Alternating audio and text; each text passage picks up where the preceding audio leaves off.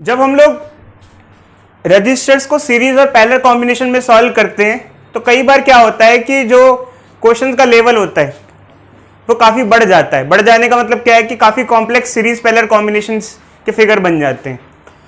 अगर बहुत ज़्यादा कॉम्प्लेक्स फिगर है, जैसे मान लो थोड़ा सा हम कॉम्प्लेक्स फिगर की बात करते हैं, जैसे एक बैटरी लगी हुई है यहाँ पर, एक रजिस्टर लगा हुआ है, फिर एक बैटरी लग गई यहाँ पर, फिर यहाँ रजिस्टर लगा हुआ है, फिर यहाँ एक बैटरी लगी हुई है, ऐसे।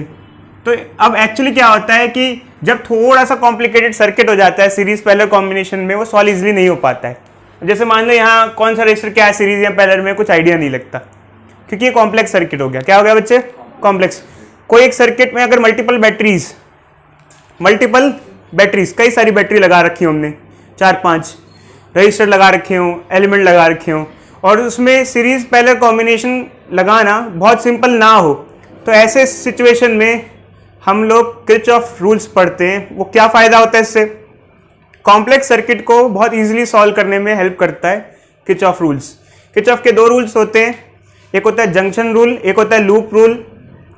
इन दोनों रूल्स की हेल्प से हम काफ़ी कॉम्प्लेक्स सर्किट में अननोन वैल्यूज़ को निकाल सकते हैं। अननोन वैल्यूज़ जैसे अगर किसी सर्किट में आपको किसी ब्रांच में, ब्रांच का मतलब क्या हुआ?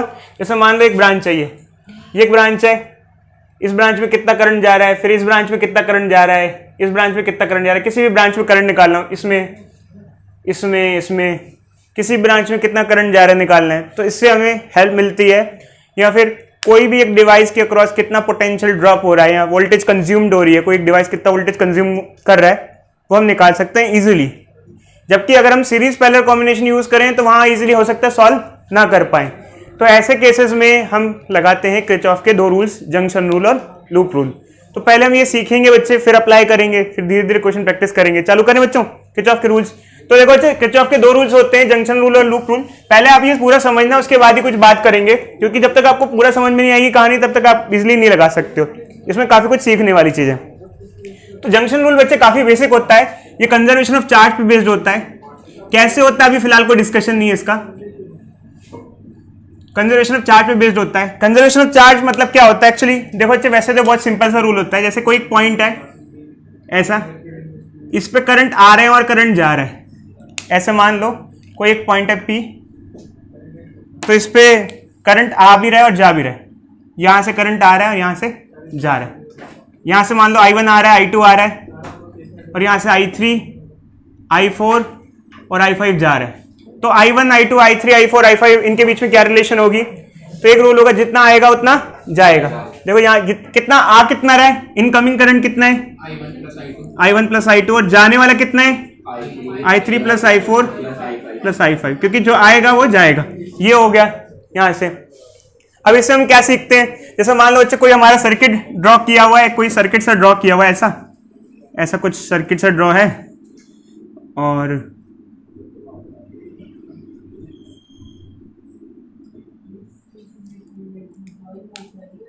मान लो अच्छे यहां से 2 एम्पियर आ रहा है, यहां से 3 एम्पियर आ रहा है। बताना इस ब्रांच में कितना करंट होगा? इस ब्रांच कितना? 5 कैसे बता? 5 बताओ कैसे? और किधर होगा? इस तरफ, राइट या लेफ्ट? किधर होगा? 5 एम्पियर होगा तो किधर होगा? इस तरफ या इस तरफ? कैसे बताओ बच्चे? देखो अच्छे, इस पॉइंट पे अगर पॉइंट P ले लें, इस पे कितना आ रहा है? 2 और 3 5 आ रहा है, तो यहां से जाएगा भी कितना? 5 जाएगा। आई बात समझ में? जितना आएगा उतना जाएगा। उस रूल के बेसिस पे हो गया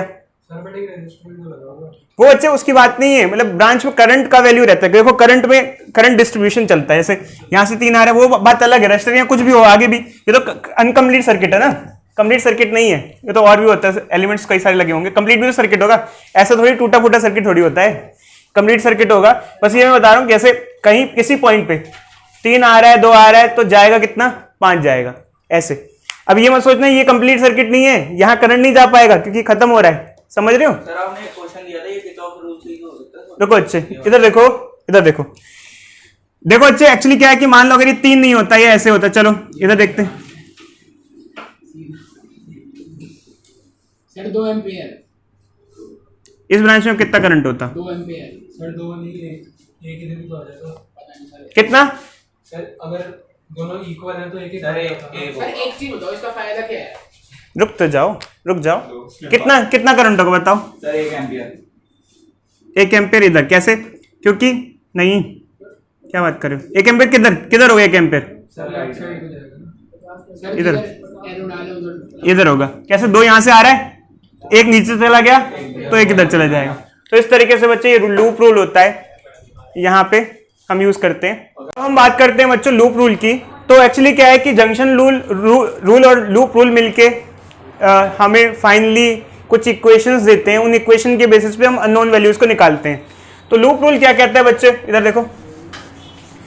अब एक्चुअली क्या है, देखो बच्चे, मान लो हमारे पास if we have a complex circuit. अब मान लो हमारे पास कोई कॉम्प्लेक्स सर्किट है, ये कोई कॉम्प्लेक्स सर्किट है।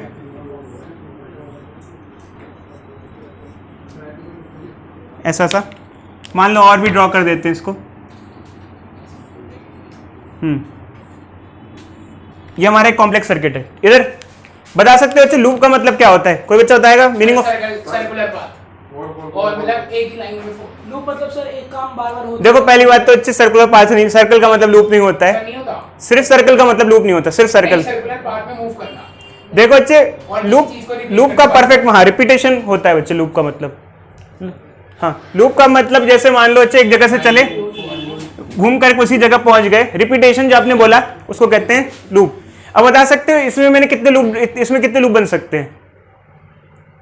6 लगा लो, 3 कैसे बच्चे बताओ? 3 बैटरी 3 लूप। छोटा दो A B C D E F नाम लिख दो। मैंने 6 बोला था, 6 बोला था भाई सबसे पहले। तीन होंगे बच्चे। 4 हो जाएंगे सर। देखो ऐसे बनाओ, वहां से चालू करो, इधर इंफिनिटी बनाओ सर, इंफिनिटी। एक मिनट रुक जाओ बच्चे। डायगोनल लगा है। तो नाम से बता सकते हो, नाम से सर एक ए बी ई एफ जाएगा। A B E F A वापस यहीं आ जाएंगे। अच्छा नाम कहीं देखो, एक लूप में बच्चे जैसे एक लूप ये हो गया A B E F A, तो जरूरी नहीं है।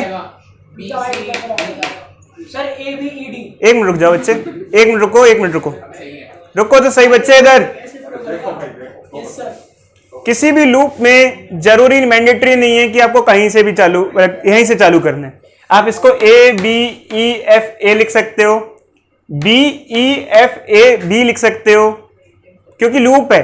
लूप का ना कोई स्टार्टिंग पॉइंट होता है ना कोई एंडिंग पॉइंट होता है। एक जगह से चल के वापस वहीं पे ही पहुंच जाते हैं। एक ये लूप हो गया, एक ये लूप हो गया और एक कंप्लीट लूप हो गया। अगर आप इसके अलावा कोई और लूप सोच रहे हो तो नहीं होगा बच्चे। यही इसके अंदर, इस फिगर के अंदर 3 कंप्लीट लूप बनेंगे यहाँ पर। ठीक है, कोई नहीं बच्चे, बाद में देखते रहना, अभी क्वेश्चन आते रहेंगे तो करते रहना।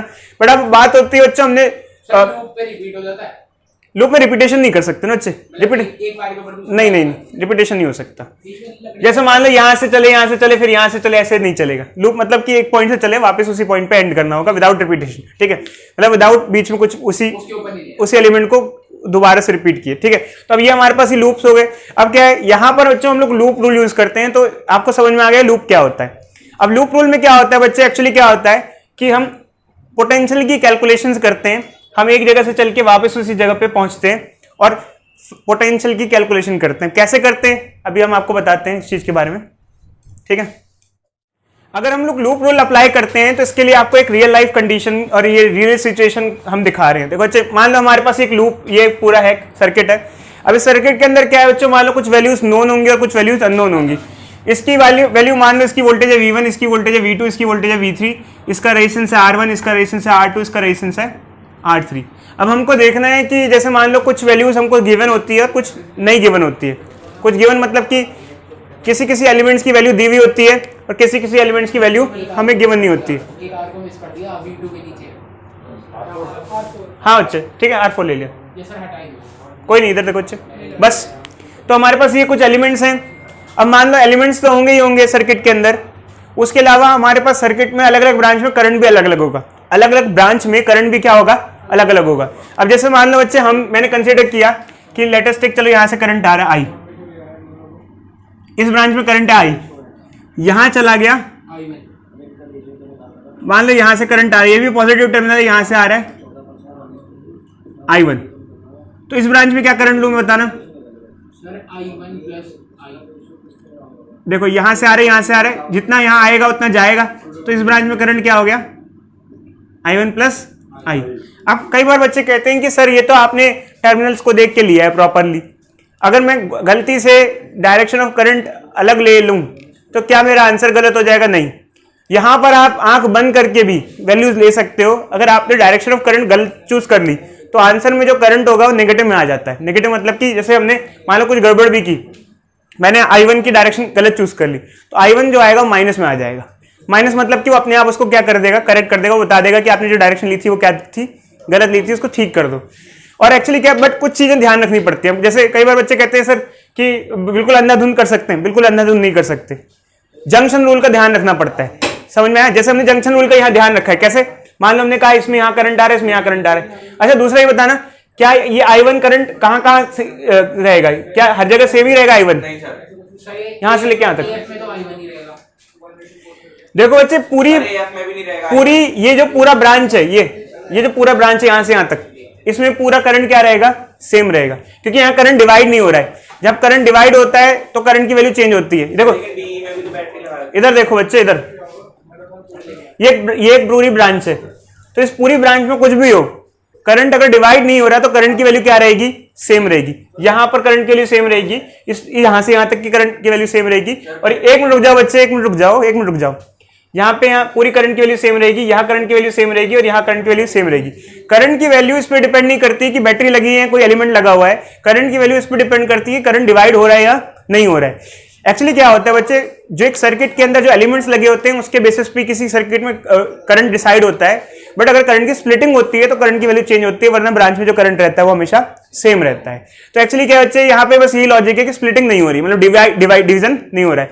अब बैटरी के बेसिस पे ही तो पूरे सर्किट में करंट डिसाइड हो रहा है, तो बैटरी की वजह से करंट चेंज नहीं होगा, उस ब्रांच में पूरा करंट क्या रहेगा? सेम रहेगा। जैसे मान लो BAFE, यहां से यहां तक पूरा करंट क्या रहेगा? I1 ही रहेगा, क्योंकि यहाँ पे कोई डिवाइड नहीं हो रहा है। बट अब जैसे यहाँ पर आया तो डिवाइड हो रहा है तो करंट चेंज हो जाएगा। यहाँ पर यहाँ एक पूरा करंट सेम रहेगा और यहाँ पे करंट क्या रहेगा? सेम रहेगा। तो ये चीज आपको मालूम होनी चाहिए। अब हम बात करते हैं कि चलो ठीक है, कुछ बेसिक आइडिया हम समझ गए, तो अब आखिर लूप रूल लगाते कैसे हैं? इधर देखो भाई, लूप रूल लगाते कैसे?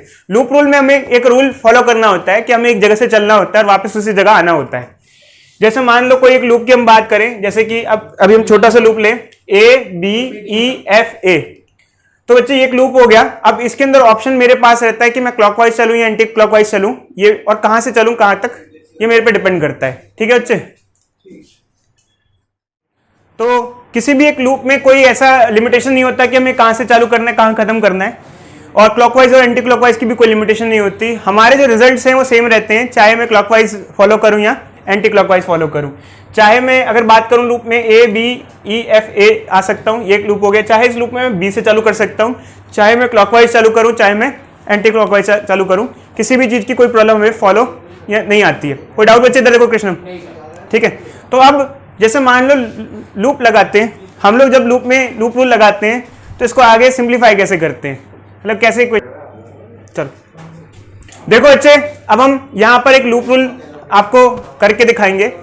जब लूप रूल लगाते हैं तो उसमें जैसे मान लो एक लूप में चलते हैं, जैसे मैंने यहां से चलना चालू किया, मान लो A से चलना चालू किया, ABEFA, तो हमें अलग अलग एलिमेंट्स दिखेंगे रास्ते में। जैसे मान लो मैं A से B चला, सबसे पहले कौन सा एलिमेंट मिलेगा मुझे? रजिस्टर मिला, फिर क्या मिला? R4, फिर क्या मिला? एक बैटरी मिली, फिर ये बैटरी मिली, फिर वापस में यहाँ आ गया। तो एक्चुअली क्या होता है बच्चे, जब हम जिंदगी में चलते हैं तो हम कुछ कमाते हैं और कुछ खोते भी हैं। और जिंदगी में जब हम पैदल हुए थे तो हमारे पास कोई पैसा नहीं था, मतलब अपने पास पर्सनली, और जब फाइनली हमारी डेथ हो जाएगी तो हमारे पास भी कितना पैसा रहेगा? डेथ के बाद 0 रहेगा। तो यहाँ पे भी सिचुएशन यही होती है कि जो हमारा फाइनल रिजल्टेंट चेंज जो आएगा वो क्या आएगा? 0, क्योंकि हम जहाँ से चालू किए थे वहीं पर क्या हो गए? खत्म हो जाएंगे। तो यहाँ से हम चालू करेंगे और यहीं खत्म हो जाएंगे, तो वोल्टेज डिफरेंस क्या हो जाएगा? 0 हो जाएगा। मतलब जिस वोल्ट से चालू किए थे उसी वोल्टेज पे आ गए, तो नेट वोल्टेज डिफरेंस क्या हो जाएगा? 0। कुछ खोएंगे और कुछ पाएंगे। इसका क्या मतलब है? कुछ अचीवमेंट्स होंगे और कुछ चीजें हमारी लॉस भी होंगी। अचीवमेंट्स क्या होंगे? जैसे अगर हम निकलेंगे तो बैटरीज होंगी, कई बैटरी में वोल्टेज देंगी, कोई डिवाइस होगा जो वोल्टेज कंज्यूम करेगा, तो ऐसी चीजें हमें देखने को मिलेंगी। चाहे लाइफ की बात करें, चाहे हम लूप रूल की बात करें। समझ में आया बच्चे? लूप तो सभी को फॉलो करना ही करना है जिंदगी का।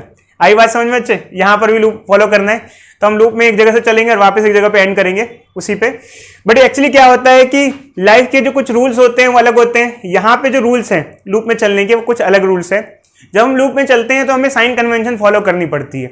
साइन कन्वेंशन मतलब कि कौन सा डिवाइस वोल्टेज कंज्यूम कर रहे हैं या क्या वोल्टेज का जो कंजम्पशन है उसके हिसाब से साइन कन्वेंशन फॉलो करनी पड़ती है। अभी साइन कन्वेंशन क्या होती है, देखो एक्चुअली क्या होता है, वैसे तो ऑल हम जब लिखते हैं तो हम ऐसे लिखते हैं किसी भी लूप रूल को, फॉर अ लूप दिस। इसका क्या मतलब होता है, इसका मतलब ये होता है कि जैसे हम अपनी लाइफ की बात करें तो हमें कुछ फायदे होंगे और कुछ नुकसान होंगे, फाइनली रिजल्टेंट क्या आएगा, 0 मिलेगा। तो यहाँ पे भी ऐसे ही होता है। बट हम जब लूप रूल प्रॉपरली लगाते हैं तो साइन कन्वेंशंस बहुत इंपॉर्टेंट होती हैं। उसके पीछे ना कोई लॉजिक नहीं होता। कई बार कहते हैं सर इसका लॉजिक बताओ, मैथमेटिक्स है क्या है बच्चों, मैथमेटिक्स से तो कोई लॉजिक नहीं है। अब साइन कन्वेंशन क्या होती है तभी आप सीख पाओगे।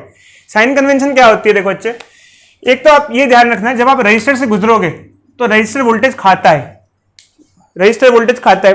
रजिस्टर का वोल्टेज V का फॉर्मूला क्या होता है, for a resistor V is equal to क्या होता है, IR होता है। तो रजिस्टर की वोल्टेज के लिए हमें ये लगाना पड़ता है। जबकि अगर कोई बैटरी हो तो बैटरी की वोल्टेज डायरेक्टली हमको दी हुई होती है। आई बात समझ में, क्योंकि लूप रूल में हम मेनली वोल्टेजेस की कैलकुलेशन करते हैं, तो बैटरी की वोल्टेज तो हमको डायरेक्ट गिवन होती है, जबकि रजिस्टर की वोल्टेज के लिए हमें क्या लगाना पड़ता है, V is equal to IR। अब जब हम लोग किसी सर्किट में चलते हैं तो हम कन्वेंशन, साइन कन्वेंशन फॉलो करते हैं। देखो अच्छे पहले ये देख लो, सर्किट है हमारा, मान लो एक सर्किट है, एक लूप है ये, तो हम बात कर रहे हैं फॉर लूप ABEFA,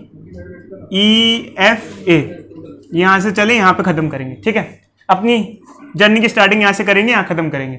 बट जब जर्नी चालू करेंगे तो कुछ रूल्स फॉलो करेंगे। जब हम किसी रजिस्टर से होकर गुजरते हैं, देखो अच्छे, जैसे मान लो A से B, इधर देखो अच्छे, A से B जा रहे हैं तो बीच में क्या पड़ेगा, सबसे पहले रजिस्टर। अभी ये जो रजिस्टर है इसका वोल्टेज का फॉर्मूला क्या आना चाहिए, V is equal to IR। इससे करंट कितना जा रहा है, क्योंकि इस पूरी ब्रांच से करंट कितना जा रहा है, I1, तो इसका वोल्टेज क्या हो जाएगा, I1 इंटू इसका रेजिस्टेंस कितना है, R1। अब ये रजिस्टर जो वोल्टेज कंज्यूम करेगा इसका फॉर्मूला होगा I1 इंटू R1। बट अब इसमें साइन पॉजिटिव लगेगा या नेगेटिव लगेगा, इसके लिए हमें क्या यूज करना है, साइन कन्वेंशन। इस पे कोई लॉजिक नहीं है, ध्यान रखना। कई बच्चे कहेंगे सर लॉजिक क्या है बताओ साइन कन्वेंशन का। अब साइन कन्वेंशन क्या यूज करेंगे, देखो बच्चे साइन कन्वेंशन क्या होता है, जब हम किसी रजिस्टर से जा रहे होते हैं, इधर जैसे मान लो हम यहां से रजिस्टर से होकर गुजर रहे हैं, जब A to B जा रहे हैं तो एक बीच में रजिस्टर पड़ा। अगर हम करंट के सेम डायरेक्शन में जा रहे हैं, करंट के सेम डायरेक्शन में जा रहे हैं तो नेगेटिव होता है एज पर माई साइन कन्वेंशन और NCERT। और अपोजिट जा रहे हैं तो ये NCERT की साइन कन्वेंशन है बच्चे, तो पॉजिटिव होगा। अब जैसे मान लो अगर हम यहाँ से A to B जा रहे हैं तो करंट के सेम डायरेक्शन में जा रहे हैं या अपोजिट डायरेक्शन में जा रहे हैं, A to B जा रहे हैं, इधर देखो प्रिंस, A to B जा रहे हैं सेम डायरेक्शन में या अपोजिट डायरेक्शन में जा रहे हैं, अपोजिट। तो सबसे पहले हम A to B अगर गए तो यहाँ पे हमें वोल्टेज देखने को मिली कि ये एक अप्लायंस है, इसका कुछ पोटेंशियल डिफरेंस है, और कितना है, I1 और R1, वो भी कैसा, पॉजिटिव नेचर का। क्योंकि साइन कन्वेंशन ये कहता है कि अगर हम करंट के अपोजिट चल रहे हैं तो पोटेंशियल डिफरेंस क्या लेना होता है, पॉजिटिव लेना होता है। इस पर कोई लॉजिक नहीं है, बता रहा हूँ फिर से। साइन कन्वेंशन करंट के अपोजिट, अगर रजिस्टर से जा रहे हो और करंट के अपोजिट चल रहे हो तो प्लस IR, समझ में आया बच्चे। फिर हम जब आगे बढ़ते हैं तो देखो बच्चे यहाँ बढ़े, ये देखो यहाँ से यहाँ बढ़े। अब फिर क्या पड़ा, यहाँ क्या पड़ा, फिर से रजिस्टर पड़ा, और रजिस्टर का पोटेंशियल डिफरेंस क्या आएगा, वही आएगा I इंटू R। बट यहाँ जो करंट, एक मिनट जाओ बच्चे, एक मिनट से, ठीक है, यहाँ जो करंट होगा वो क्या होगा, करंट कितना होगा, I1 प्लस I, रेजिस्टेंस कितना है, R4। साइन क्या लेंगे, पॉजिटिव या नेगेटिव, पॉजिटिव लेंगे। कारण क्या है, देखो हम यहां से यहां बढ़ रहे हैं और करंट ऊपर से नीचे, अपोजिट आ रहा है, करंट के अपोजिट है तो साइन क्या रहेगा, पॉजिटिव रहेगा, क्योंकि हम ऊपर चल रहे हैं और हम करंट के अपोजिट जा रहे हैं। फिर हम पहुंचे एक बैटरी के पास, ये बैटरी, और ये जो बैटरी है इसमें जो बड़ा वाला डंडा होता है पॉजिटिव टर्मिनल होता है और छोटा वाला जो डंडा होता है वो नेगेटिव टर्मिनल होता है। अब जब हम बैटरी की बात करते हैं तो जब हम बैटरी से क्रॉस करते हैं तो बैटरी के लिए भी साइन कन्वेंशन फॉलो करना पड़ता है। अभी तक मैंने आपको ये नहीं बताया कि बैटरी का साइन कन्वेंशन क्या होता है, बट अब ध्यान से सुनना बच्चे। कहां से चालू करा, यहां से जा रहे हैं, यहां चले, ये पड़ा, फिर ये पड़ा, दो एलिमेंट ऐसे चल रहे थे ना हम तो, नहीं बच्चे, देखो ना, ABEFA, ABEFA, हम ऐसे चल रहे हैं। तो पहले ये एलिमेंट आ गया, फिर ये एलिमेंट आ गया, फिर बैटरी आई। अब बैटरी में साइन कन्वेंशन क्या होता है बच्चे, देखो ये वाला पॉजिटिव है, ये वाला नेगेटिव। हम कहां से कहां जा रहे हैं, बैटरी के कौन से टर्मिनल से किस तरफ जा रहे हैं? पॉजिटिव से नेगेटिव। पॉजिटिव मतलब अच्छा, नेगेटिव मतलब बुरा। अगर आप अच्छे से बुरे हो जाओ तो ये अच्छी बात है, बुरी बात है? अच्छी बात है। अच्छे, हाँ, कईयों के लिए होता है। आजकल की दुनिया में बुरे लोग अच्छे लगते हैं कईयों को। ठीक है, ठीक है। इधर देखो अच्छे, एक्चुअली क्या होता है कि बुरा होता है, अगर पॉजिटिव से नेगेटिव हो जाए तो बुरा होता है। तो यहाँ बैटरी की जो वोल्टेज है वो हम नेगेटिव चूज करेंगे, क्योंकि हम पॉजिटिव से नेगेटिव हो रहे हैं, मतलब अच्छा खासा पॉजिटिव से पहले, फिर पॉजिटिव से नेगेटिव कितने तरफ जा रहे हैं। बैटरी की वोल्टेज कितनी है? V2। तो ये बैटरी की वोल्टेज। बैटरी के लिए IR फॉर्मूला लगाने की जरूरत नहीं है, क्योंकि बैटरी की वोल्टेज डायरेक्टली हमें क्या वोल्टेज दी हुई होती है। समझ रहे बच्चे? IR किसके लिए फॉर्मूला लगाते हैं? रजिस्टर के लिए लगाते हैं, क्योंकि रजिस्टर की वोल्टेज होती है V = IR। फिर हम आगे बढ़ेंगे, यहां से हम पहुंचे, कोई एलिमेंट दिख रहा है यहाँ पे? यहाँ कोई एलिमेंट है? नहीं है। फिर आगे बढ़े, फिर एक एलिमेंट पड़ा, ये बैटरी। अब इस बैटरी की वोल्टेज है, क्या लेंगे? हम कहां से कहां जा रहे हैं? पॉजिटिव से नेगेटिव या नेगेटिव से पॉजिटिव? पॉजिटिव से नेगेटिव जा रहे हैं, मतलब अच्छे से बुरा हो रहे हैं, मतलब -V1। और फाइनली वहां पर आ गए, तो फाइनली जहां इनिशियल पॉइंट पे आ गए तो =0, क्योंकि जितना खोया उतना पाया। तो ये हमारे एक लूप है, इसका हम ऐसे लगाते हैं।